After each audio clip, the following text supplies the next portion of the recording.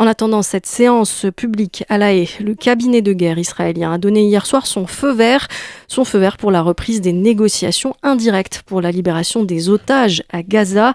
Lina Tagui, bonjour. Bonjour Soukaina, bonjour à tous. Un média égyptien annonce que le Caire y travaille.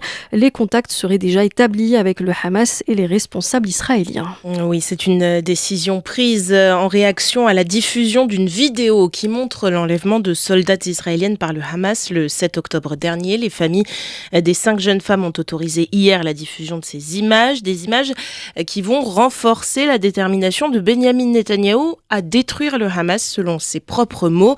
Le Premier ministre israélien dit avoir donné instruction à l'équipe des négociateurs de retourner à la table des pourparlers pour obtenir le retour des otages, alors que, vous l'aurez compris, la pression des familles se fait de plus en plus pesante sur le gouvernement israélien.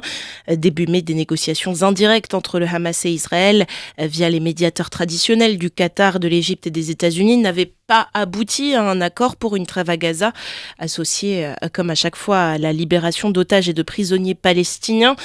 Selon un média qatari, vous le disiez, l'Égypte, pays médiateur, a d'ores et déjà commencé à contacter activement les différentes parties impliquées.